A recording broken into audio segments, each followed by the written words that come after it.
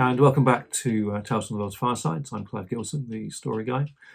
Today I'm telling a Scandinavian folktale called Pork and Honey.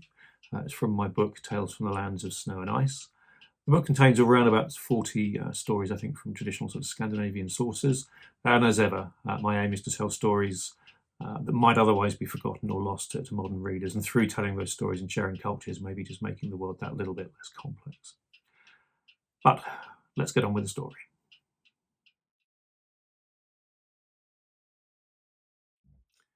This tale has been adapted from an original in a book called Tales from the Fjeld by Peter Christen Asbjørnsen, published by G.P. Putnam and Sons in New York in 1908.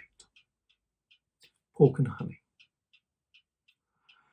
At dawn the other day, when Bruin the bear came tramping over the bog with a fat pig, Reynard the fox sat up on a stone by the moorside.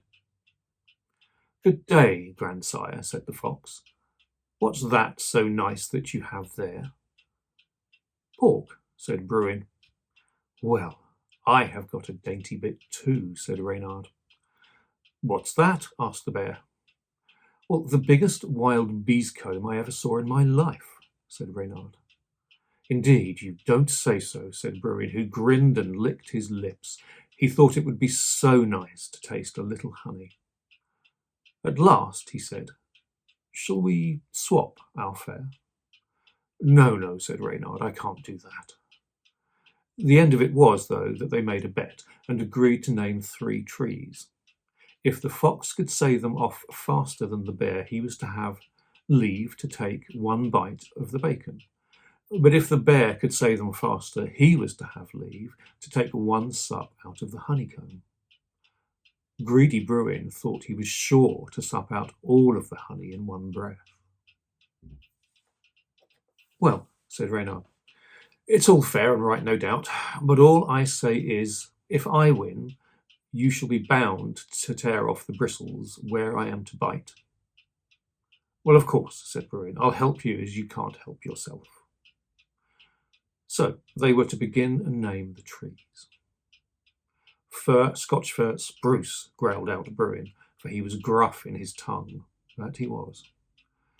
But for all that, he only named 2 trees, for fir and Scotch fir are both the same. "Ash, aspen, oak," screamed Reynard, so that the wood rang again. And so he had won the wager, and down he ran and took the heart out of the pig at 1 bite, and was just running off with it. But Bruin was angry because Reynard had taken the best bit out of the whole pig, and so he laid hold of his tail and held him fast. Stop a bit, he said, and he was wild with rage. "Oh, never mind," said the fox. "It's all right. Let me go, grandsire, and I'll give you a taste of my honey anyway." When Bruin heard that, he let go his hold, and away went Reynard after the honey. "Here, on this honeycomb," said Reynard, "lies a leaf, and under this leaf is a hole, and that hole is where you are to suck." As he said this, he held up the honeycomb under the bear's nose, took off the leaf, jumped up on a stone, and began to gibber and laugh, for there was neither honey nor honeycomb. What there was a wasp's nest as big as a man's head, full of angry wasps, and out they swarmed and settled on Bruin's head, and they stung him in his eyes and ears and mouth and snout. And he had such hard work to rid himself of them that he had no time to think of Reynard. And that's why, ever since that day, Bruin the bear is so afraid of wasps. And there you have it, a delightful little tale about bears and foxes. If you've enjoyed the story, you can pick up a copy of the book Tales from the Lands of Snow and Ice from most good bookstores and from places like Amazon, Barnes & Noble and other good online retailers. It is available in hardback, paperback and in ebook formats. Now, you can find out more about me, Clive Gilson, the story guy, and the Tales from the World's Firesides project at clivegilson.com. And there's also dedicated Facebook and YouTube channels, which are indicated in the banner at the bottom of the screen. I'd really appreciate it if you could hit that like button. It always helps just to keep these stories front and center with the algorithms on things like YouTube and Facebook.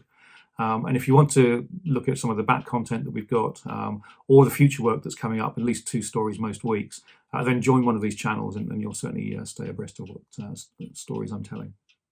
That's it for now, though. So until next time, keep reading and stay inspired.